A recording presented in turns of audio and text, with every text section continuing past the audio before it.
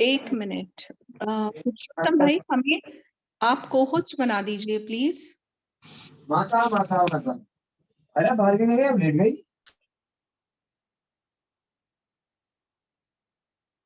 और मोनिका बहन को अपनी को होस्ट बनाया है। ठीक है, आप शुरू कर सकते हैं। ओम शांति। तो आज की जो मुरली है उसमें बाबा ने सरल स्वभाव का विशेष महत्व बताया है कि सरल स्वभाव से हम क्या क्या कर सकते हैं, है ना। तो सरल स्वभाव से हम हमारी बुद्धि दूरांदेशी होगी, विशाल होगी, है ना। तो बाबा ने बोला है कि इस मुरली में एवर रेडी हमें बनना है। एवर रेडी अगर हम बनेंगे तो समेटना हमें आसान रहेगा और समेट कर हमें फिर हाई जंप भी लगानी है। उसके बाद बाबा ने स्वभाव सरल के जो फायदे बताए हैं कि विशाल बुद्धि होंगे हम, उसके बाद हमारी बुद्धि दूरांदेशी होगी, स्वच्छ होगी और हम किसी भी परिस्थिति या माया का सहज ही सामना कर सकेंगे, है ना। उसके बाद बाबा ने बोला कि आपका जो चेहरा है वो एक म्यूजियम के माफिक होना चाहिए। जैसे म्यूजियम में चित्र होते हैं तो चित्र में 3 प्रकार बाबा ने बताया है कि म्यूजियम में जब चित्र लगाते हैं तो उसमें 3 बातों का विशेष ध्यान दिया जाता है कि वो चित्र बड़े होने चाहिए। उसके बाद वो चित्र का जो उनकी सुंदरता है उसके ऊपर भी ध्यान दिया जाता है। तो बाबा ने बोला कि आपका जो चेहरा है वो ही एक म्यूजियम की तरह होना चाहिए। उसमें 3 बातों का विशेष अटेंशन रखना है, स्मृति, वृत्ति और दृष्टि। और सबसे आखिर में बाबा ने बोला कि बाबा ने मधुबन का महत्व बताया कि मधुबन भूमि पर पाँव रखना ये भी बहुत बड़ी सौभाग्य की निशानी है। साथ साथ बाबा ने बोला कि बाबा से पालना लेना ये भी बहुत बड़ी एक भाग्य की निशानी है। बाबा से सर्व संबंधों का हम रस लेते हैं, है ना। तो इस प्रकार से छोटी मुरली है लेकिन बहुत ही सुंदर और गहन मुरली है। तो हम बाबा से सुनते विस्तार से।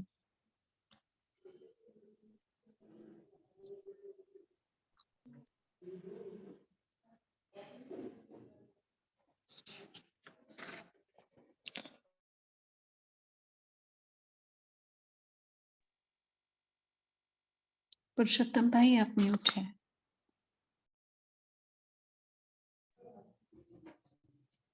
ओम शांति। आज की मुरली का डेट है 6/12/1969।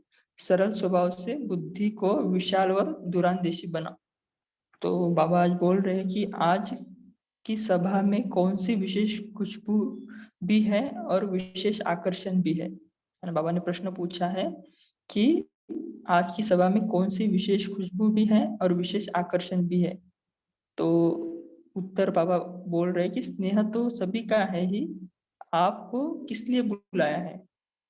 बाबा पूछ रहे हैं कि आपको किस लिए बुलाया है। तो ये भट्टी के उपलक्ष्य में बाबा ने मुरली चलाई थी। तो ऐसे समझे है कि यह जो भी सभी आए हैं वह वापस जाने के लिए तैयार होकर आए हैं। एवर रेडी जो होते हैं वो सदैव तैयार ही होते हैं, है ना। कल का ही वरदान में था ना एवर रेडी बनने के लिए। तो बुलावा हुआ और 1 सेकंड में अपना रहा हुआ सभी कुछ समेट भी सकते और जंप भी लगा सकते, है ना। हमें सिर्फ समेटना है लेकिन जंप भी लगाना है। बाबा का साकार बाबा का उदाहरण दे रहे हैं कि प्रैक्टिकल में देखा भी ना कि ड्रामा के बुलाने पर कितना टाइम लगा, बाबा को कितना टाइम लगा। एक तरफ समेटना, दूसरी तरफ हाई जंप देना, है ना। ऐसे ही चले नहीं गए लेकिन बाबा ने समेटा भी और वो भी चार्ज देकर गए। ये दोनों सीन देखी ना, ये ड्रामा में किस लिए हुआ। बाबा पूछ रहे जो हुआ है ये ड्रामा में किस लिए हुआ, सिखलाने के लिए। तो ऐसे एवरेडी बनना पड़ेगा। तो अभी एवरेडी की लाइन चालू हो गई है ना। उसके बाद हमारी बड़ी दीदी ने भी शरीर ऐसे ही छोड़ा था, मतलब अचानक, है ना। तो उसके बाबा बाबा बोल रहे कि अभी तो एवरेडी की लाइन चालू हुई थी। इस लाइन के अंदर किसका भी नंबर आ सकता है ना। ऐसे कोई फिक्स नहीं है कि कौन पहले जाएगा कौन बाद में जाएगा। जो सभी के संकल्प में है वह कभी नहीं होना है ना। जो हम प्लान बनाते हैं या सोचते हैं कि ऐसे ऐसे होगा, तो बाबा बोल रहे हैं कि जो सभी के संकल्प में है वह कभी नहीं होना है, होगा भी अनायासी। यह ब्राह्मण कुल की रीति रस्म चालू हो चुकी है। यह रीति रस्म भी ड्रामा में क्यों बनी हुई है? बाबा पूछ रहे हैं कि ये जो रीति रस्म है ये ड्रामा में क्यों बनी हुई है? उसका भी बहुत गूढ़ रहस्य है। तो ऐसा पुरुषार्थ पहले से ही कर लो जो फौरन समेट भी सको और जम भी दे सको, है ना। ये मुरली 1969 की है, तो अभी हम उसका महत्व जान सकते हैं। बाबा ने तब ऐसे कहा था। समेटने की शक्ति किसमें हो सकती है? अभी बाबा उसको इलाबरेट कर रहे कि समेटने की शक्ति किसमें हो सकती है। जो सरल स्वभाव वाले होंगे उसमें समेटने की शक्ति सहज आ सकती है। जो सरल स्वभाव वाला होगा वह सभी का सहयोगी भी होगा, है ना। तो इसके ऊपर भी हम मनन चिंतन कर सकते हैं कि सरल स्वभाव हम किसको बोल सकते हैं ना, जिसको जो अंदर बाहर से साफ हो, है ना। नहीं तो ऐसे होता है ना कि अंदर में कुछ और बाहर में कुछ, तो उसको सरल स्वभाव नहीं कहा जाता है। जो सभी का स्नेही होता है उसका सभी द्वारा सहयोग प्राप्त होता है। इसलिए सभी बातों का सामना करना व समेटना सहज ही कर सकते हैं, है ना। सरल स्वभाव वालों का ये एडवांटेजेस है कि उनको समेटना सहज होता है और वो कोई भी परिस्थिति का सामना कर सकते हैं। और जितना सरल स्वभाव वाले होंगे उतना माया कम सामना करेगी, वह सभी को प्रिय लगता है ना। तो ये बाबा उसके सिम्टम बता रहे कि वो सरल स्वभाव वाला होगा तो वो उनका क्या क्या लक्षण होंगे। सरल स्वभाव वाले का व्यर्थ संकल्प कभी नहीं चलता ना। तो साथ साथ हम अपनी भी चेकिंग करें क्या हमारे में ऐसे लक्षण हैं। समय व्यर्थ नहीं जाता, व्यर्थ संकल्प न चलने के कारण उनकी बुद्धि विशाल और दूरंदेशी रहती है, इसलिए उनके आगे कोई भी समस्या सामना नहीं कर सकती। जितनी सरलता होगी उतनी स्वच्छता भी होगी, है ना। बाबा अभी दूसरा पॉइंट उसमें से निकाल रहे हैं कि स्वच्छता सभी को अपनी तरफ आकर्षित करती है ना। तो वो सबका प्रिय क्यों रहेगा? क्योंकि उसमें स्वच्छता रहेगी, अंदर से मन से स्वच्छता रहेगी। स्वच्छता अर्थात सच्चाई और सफाई। सच्चाई और सफाई तब होगी जब अपने स्वभाव को सरल बनाएंगे। सरल स्वभाव वाला बहुरूपी भी बन सकता है ना। वो बहुत सारे काम एक साथ भी कर सकता है और भिन्न भिन्न जो कार्य है उसमें अपना सहयोग दे सकता है। कोमल चीज को जैसे भी रूप में लाओ वो आ सकती है ना। कोई भी अगर कोई जड़ चीज नहीं है, कोमल है, मृदु है, तो उसको हम कैसे भी मोल्ड कर सकते हैं।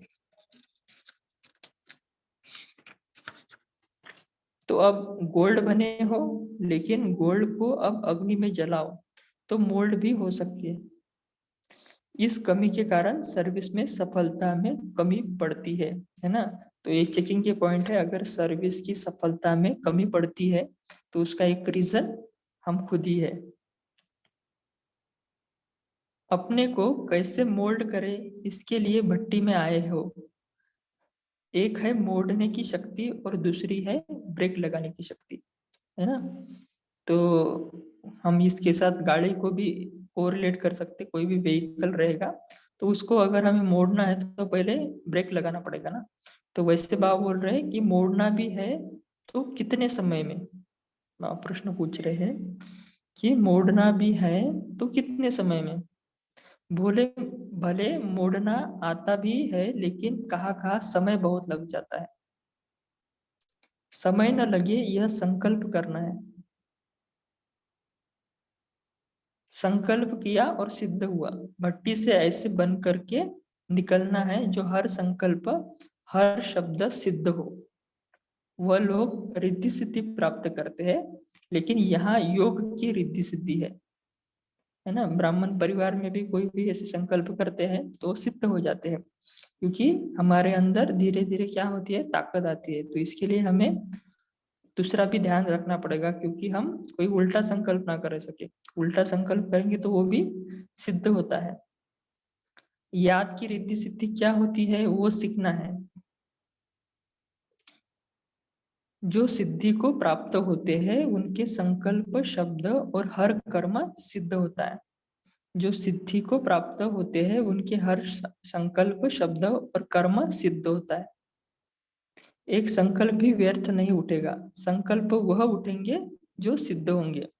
सर्विसेबल उसको कहा जाता है जिसका एक भी संकल्प बिना सिद्धि के न जाए, है ना। सर्विसेबल का बाबा ने आज अलग ही एक डेफिनेशन बताई है कि सर्विसेबल उनको कहा जाता है जिनका एक भी संकल्प बिना सिद्धि के न जाए, मतलब उनका वार कोई भी वार खाली नहीं जा सकता। जैसे मम्मा का उदाहरण था ना, मम्मा किसी का भी 7 डेज कोर्स करती थी तो वो जो आत्मा है वो पक्का ही बन जाता था, तो वो कभी बाबा को छोड़ता ही नहीं था। अथवा ऐसा कोई संकल्प न उठना चाहिए जो सिद्धि वाला होने वाला न हो। आपके एक एक संकल्प की वैल्यू है, लेकिन जब अपनी वैल्यू को खुद रखेंगे तब अनेक आत्माओं की आप रत्नों की वैल्यू को परखेंगी। इस भट्टी से हर एक का चेहरा चैतन्य म्यूजियम बनकर निकले, है ना। बाबा भी नेक्स्ट पॉइंट की तरफ जा रहे हैं कि इस भट्टी से हर एक का चेहरा चैतन्य म्यूजियम बनकर निकले। और म्यूजियम बहुत बनाते, लेकिन अब एक एक को अपने चेहरे और चैतन्य म्यूजियम बनाना है ना। तो ये बहुत बड़ी सेवा है कि हम चलता फिरता एक म्यूजियम हो बाबा का। इस चैतन्य चेहरे के म्यूजियम में कितने चित्र हैं? इस चेहरे के म्यूजियम में कौन से चित्र फिट करेंगे? म्यूजियम में पहले चित्रों की फिटिंग करते हैं, बाद में डेकोरेशन होता है, फिर उद्घाटन कराना होता है, फिर ओपिनियन लेना होता है, माना उनका फीडबैक लेना होता है कि आपको कैसे लगा। तो आपकी इस चैतन्य म्यूजियम में 3 मुख्य चित्र है ना। बाबा उसका इसके साथ रिलेशन बता रहे हैं, उस स्थूल म्यूजियम का हमारे चैतन्य चेहरे के म्यूजियम से बाबा बता रहे हैं। तो 3 कौन से मुख्य चित्र है? भ्रुकुटी, नयन और मुख।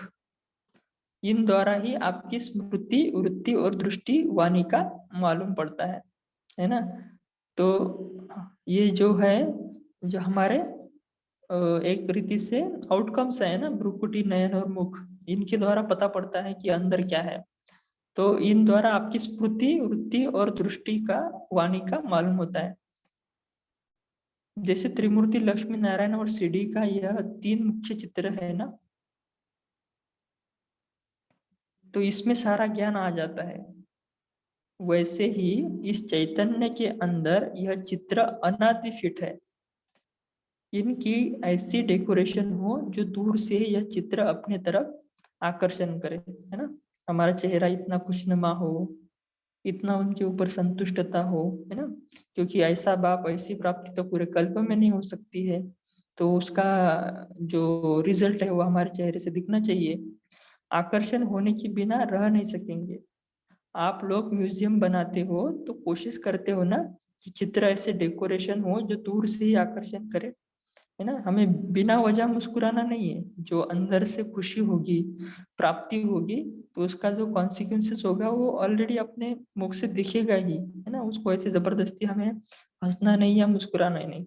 लेकिन उसकी जो 3 बाबा ने मुख्य बताई है कि स्मृति, वृत्ति और दृष्टि, इसके ऊपर अटेंशन देना पड़ेगा। कोशिश करते हो ना कि चित्र ऐसे डेकोरेट हो जो दूर से ही आकर्षण करे, किसको बुलाना भी ना पड़े। वैसे ही आप हर एक को अपना म्यूजियम ऐसा तैयार करना है ना।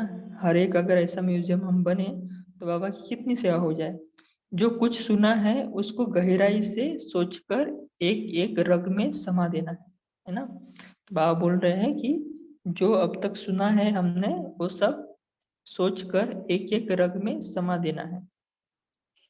जिन्होंने जितना गहराई से सुना है उतना अपने चलन में प्रत्यक्ष रूप में लाया है ना। हम सुनते तो बहुत है लेकिन उसको प्रैक्टिकल में लाना है ना। तो बाबा बोल रहे हैं कि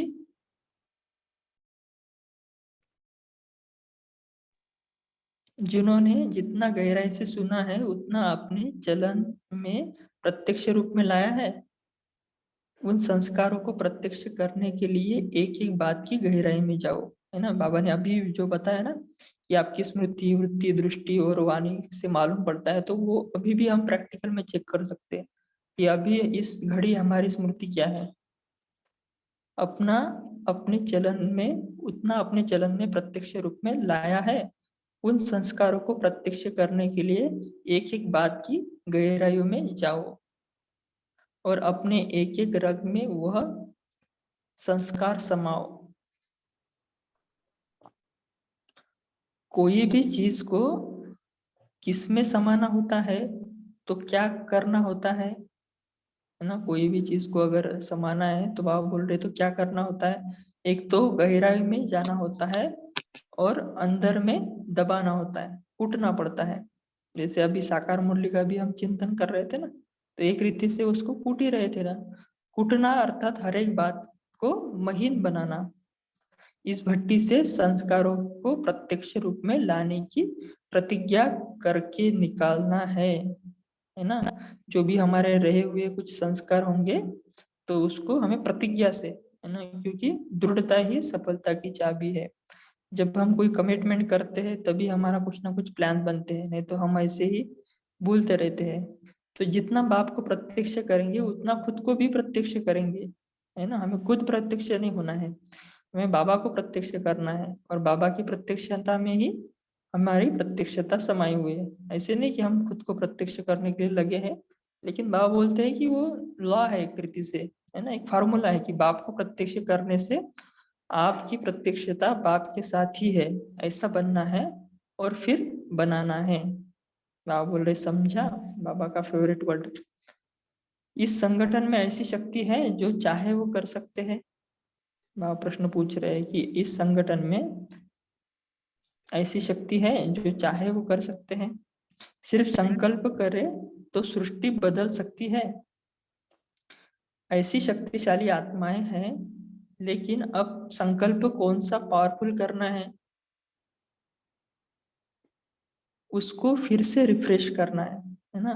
पावरफुल संकल्प तो किया है हमने बहुत बार, लेकिन बाबा बोल रहे हैं कि उनको फिर से रिफ्रेश करना है। इस मधुबन के लिए ही गायन है कि कोई ऐसा वैसा पाव नहीं रख सकता, है ना। बाबा भी मधुबन की बहुत महिमा कर रहे हैं, जो ऑलरेडी है ही। मधुबन है सौभाग्य की लकीर, उसके अंदर और कोई पाव नहीं रह सकता, है ना। देखो हम सभी भी मधुबन में जाकर आए हैं ना, तो हम कितने सौभाग्यशाली है। आप सभी को बाप दादा समझाते हैं कि यह स्नेह की लकीर है, जिस स्नेह के घेराव में अंदर बाप दादा निवास करते हैं। इसके अंदर कोई आ नहीं सकता, चाहे भले अपना शीश भी उतार कर रखे। साकार रूप में स्नेह मिलना कोई छोटी बात नहीं है ना। तो कोई कुछ भी कर ले, बाबा बोलते हैं चाहे शीश उतार कर रखे, फिर भी ऐसा स्नेह प्राप्त करना कोई छोटी बात नहीं है। उसके लिए तो आगे चलकर जब रोना देखेंगे ना, तब आप उस लोगों को उसकी वैल्यू का मालूम होगा। अभी हम खुद को क्या समझते हैं, साधारण रीति से समझते हैं ना, लेकिन आगे चलकर जब लोग पछताएंगे तब हमारी अपनी वैल्यू हमें समझ में आएगी। रो रो कर आपके चरणों में गिरेंगे, स्नेह की एक बूंद की प्यासी को चरणों में, प्यासी हो चरणों में गिरेंगे। देखो वो सीन हमें अभी भी इमर्ज कर सकते हैं। ये हमारे सामने ऐसी लाइन खड़े हैं और वो सब एक प्यासी नजर से हमारे ओर देख रहे हैं। क्या हम उनको दे पा रहे हैं जो हमें देना है उनको? तो वो अगर हम नहीं दे पाएंगे तो कितना बोझा चढ़ेगा ना। वो लोग बोलेंगे कि भाई आपने इतना दिन भगवान के साथ रहकर क्या किया। फिर आप लोगों ने स्नेह के सागर को अपने में समाया है, वो एक बूंद के भी प्यासे रहेंगे, ऐसा सौभाग्य किसका हो सकता है। सर्व संबंधों का सुख रसना जो आप आत्माओं में भरी हुई है, वह और कोई में नहीं हो सकती, है ना। बाबा से हमारे सर्व संबंध है ना, सर्वस्व है हमारा बाबा। तो ये ऐसा कोई भी आत्मा पूरे कल्प पे भी नहीं हो सकता।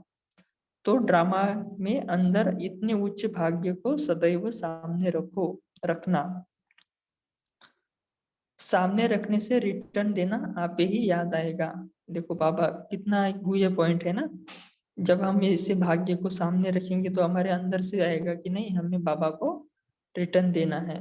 अच्छा, ओम शांति। तो अभी हम 1 मिनट साइलेंस में रहेंगे। कोई भी को होस्ट है वो पोल लॉन्च करे, तब तक हम ब्रेकआउट रूम बनाते हैं। ओम शांति।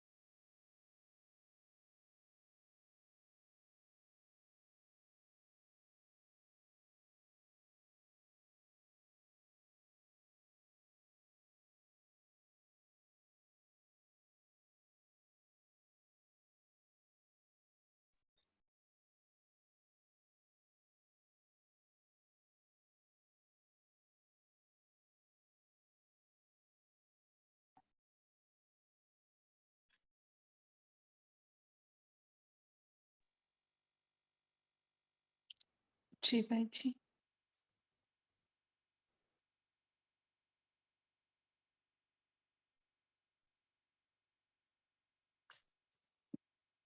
कोई प्रॉब्लम है तो यही हम डिस्कस करें।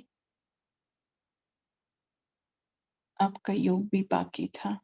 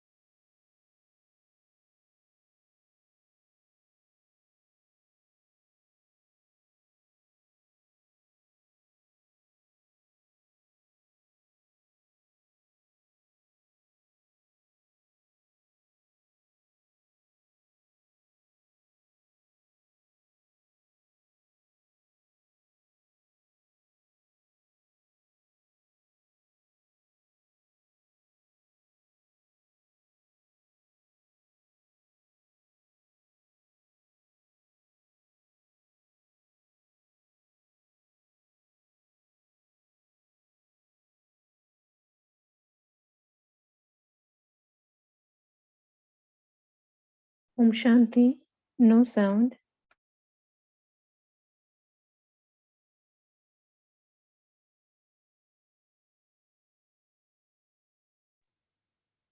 Om Shanti. कोई बोल रहा है?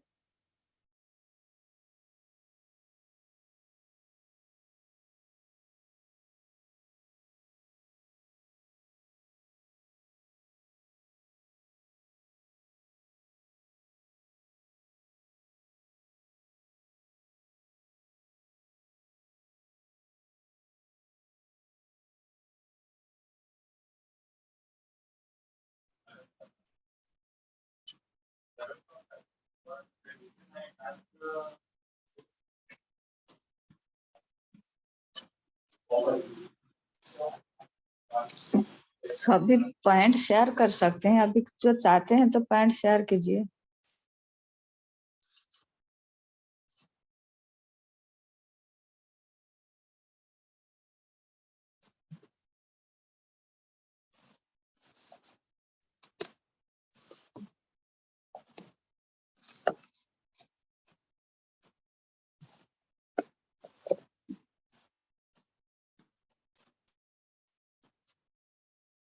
जो पॉइंट शेयर करना चाहते हैं वो शेयर कर सकते हैं।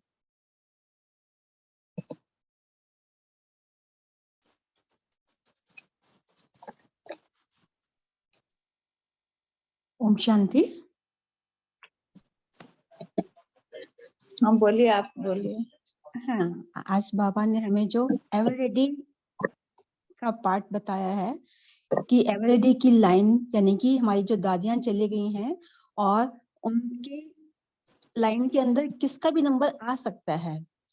हाँ, सभी के संकल्प जो हैं वह ऐसा नहीं होना चाहिए कि ये अचानक अनायास ही कैसे हो गया।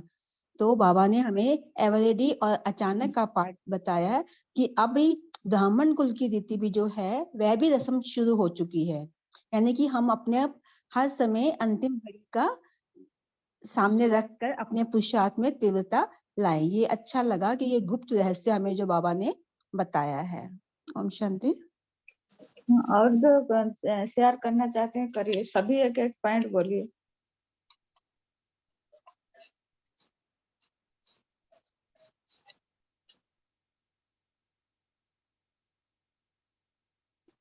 और जो पॉइंट शेयर करना चाहते हैं बोलिए।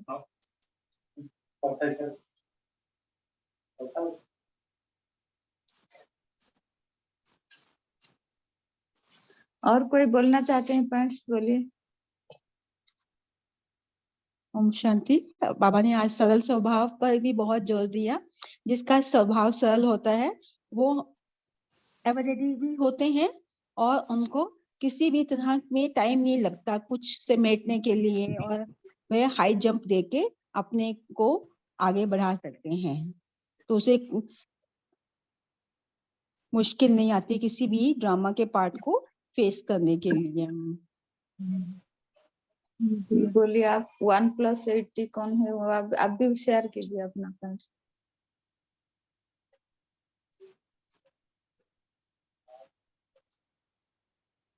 आप अनम्यूट कीजिए, बोलिए। वो 1+80 आप अनम्यूट किए हैं, आप बोलिए अभी।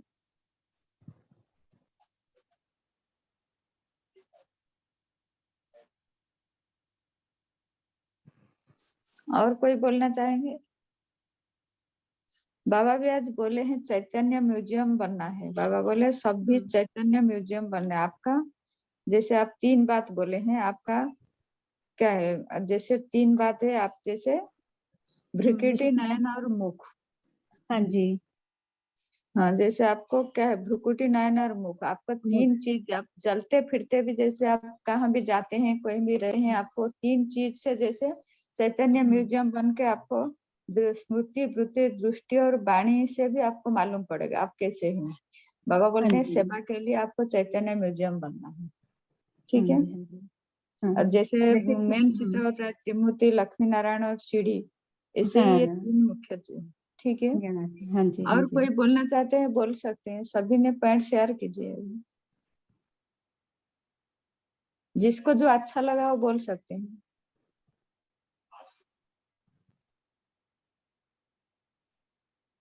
अब चेकिंग का भी बाबा ने अच्छा बताया कि मोल्ड करने का, कि कैसे जैसे जो हमारी सफलता में कमी पड़ती है तो हमें मोल्ड नहीं हो पाते हम, तो भट्टी में आए हो तो मोल्ड होने की भी हमें आदत डालनी है। और जैसे ड्राइविंग करते मोड़ना की होती है तो उसमें पहले ब्रेक लगा के धीरे धीरे उसको मोड़ने की शक्ति से उसको मोड़ते हैं। तो ये भी बहुत अच्छा पॉइंट लगा कि हमें समय ना लगे, और वह जो हमारे संकल्प हैं उसको भी हम अपने शब्दों को सिद्ध करने रिद्धि सिद्धि के लिए भी बाबा ने आज कि इतने वर्ड अच्छे हों कि उनमें रिद्धि सिद्धि हो जाए, वो योग की शक्ति से संकल्प शब्द। आपको गप करने का मन करता है, गप आप करते नहीं है, झूठ मूठ का खाली खाना खा लिए, क्या खाए, आपके पास कोई गप है ही नहीं। कोई गप है तो बोलिए। सारे से गए हैं बनमनखी, ऐसे ही घूमने फिरने खाने और क्या की।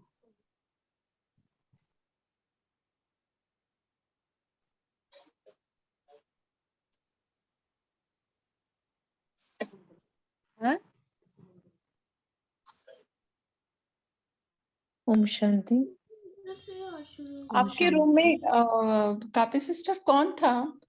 को होस्ट कौन थे? सोनिया दीदी। नहीं नहीं, कोई नहीं थे, हम लोग ऐसे ही कर रहे थे। कोई भी पहले के ग्रुप में कोई नहीं था, फिर दूसरे कोई ग्रुप नहीं में थे, आए। आप अभी कोई नहीं थे साक्षी हमारा कोई। सिस्टर, आज नहीं। कितने ब्रेकआउट रूम्स बने थे? हर रूम में को होस्ट नहीं था आई बिलीव। रूम 6 में भी कोई नहीं थे। साक्षी सिस्टर, यस सिस्टर। ज्यादा ब्रेकआउट रूम्स बनाए थे आपने? एक्चुअली पुरुषोत्तम भाई कुछ बना रहे थे ना पहले, सो वही नंबर आगे चला गया और हमने भी क्लिक कर दिया उस पर। So yes, sorry for the inconvenience, but yeah I guess अच्छा मंथन हुआ होगा छोटे। From tomorrow take care.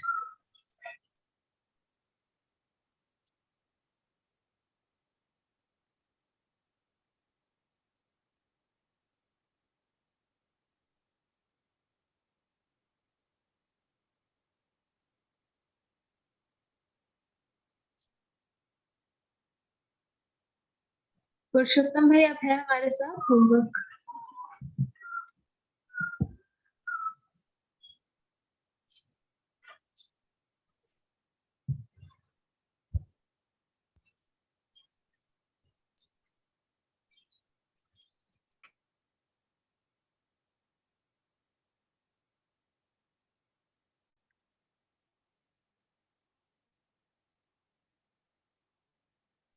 ओम शांति। तो आज के लिए हम कल के लिए होमवर्क ये लेते हैं कि बाबा से सर्व संबंधों का हमें रस लेना है, और दूसरा होमवर्क हम ये लेते हैं कि हमें एवर रेडी रहना है ना। ये सूक्ष्म सूक्ष्म बातें हैं। एवर रेडी माना कि हम अभी भी हमारा अगर शरीर छूट जाए इस घड़ी में भी, तो भी क्या हम चलने के लिए रेडी है? तो इस बात के ऊपर हम मनन चिंतन करेंगे और छोटी छोटी बात के ऊपर भी ध्यान देंगे। फॉर एग्जाम्पल, जो सपोज दूध हमारे जहाँ घर में जो देते हैं, तो उनके हम पैसे तो मंथली देते हैं ना, तो भी हमें मंथली कैसे दे सकते हैं हम, अगर हमें पता ही नहीं कि हम कल रहेंगे कि नहीं रहेंगे। तो ये ऐसे ऐसे एग्जाम्पल के तौर पे हम चिंतन कर सकते हैं। तो अभी हम योग की तरफ जाते हैं। तो भ्रुकुटी सिंहासन पर देखिए अपने आप को, चमकती हुई आत्मा। मैं आत्मा इस शरीर में एक डायमंड की माफिक चमक रही हूँ। मुझ आत्मा का नेचुरल अभ्यास शरीर से न्यारे होने का है। मैं आत्मा न्यारी थी, न्यारी हूँ और फिर से न्यारी होंगी। सिर्फ अटैचमेंट के संस्कार न्यारे होने नहीं देते।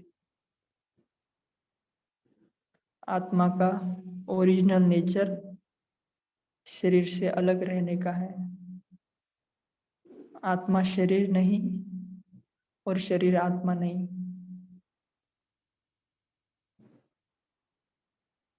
सिर्फ 63 जन्मों के संस्कार न्यारे होने नहीं देते, लेकिन ओरिजिनल तो ओरिजिनल ही होता है। तो मैं आत्मा 1 सेकंड में पहुंच जाती हूँ अपने मीठे परम धाम, कल्प वृक्ष की जड़ों में, शिव बाबा के साथ कंबाइंड। शिव बाबा मेरा पिता है,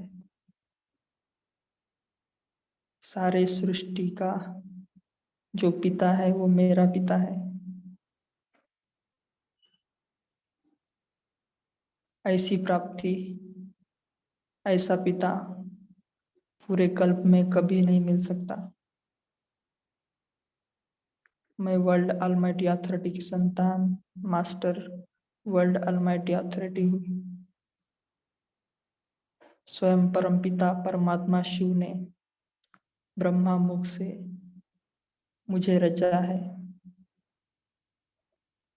इतना पवित्र जन्म तो सतयुग में भी नहीं होता है। वारे मैं भाग्यवान आत्मा हुआ, फिर से एकाग्र हो जाए उस अनादि अविनाशी निराकारी स्वरूप पे और याद करें, शिव बाबा मेरा सदगुरु है। ऐसा सदगुरु जो हर रोज मेरे दर पे आकर मुझे वरदान लुटाता है। शिव बाबा मेरा टीचर भी है। फिर से एकाग्र हो जाए उस अनादि स्वरूप पर। ऐसा टीचर जो सृष्टि के आदि मध्य अंत का राज सिखलाता है। शिव बाबा मेरा जीवन साथी भी है। ऐसा जीवन साथी जिसका कलयुग के अंत तक सत्यम शिवम सुंदरम के रूप में महिमा हो रही है। शिव बाबा मेरा बड़ा भाई भी है, जिसने सारी लौकिक अलौकिक जिम्मेवारी ले लिया है।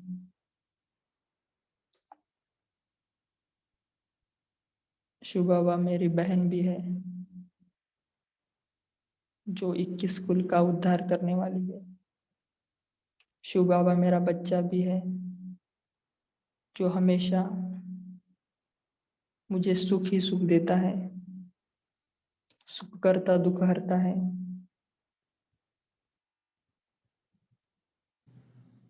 शिव बाबा मेरा साजन भी है, ऐसा साजन जो हर रोज मुझे 4 पेज का लव लेटर लिखता है।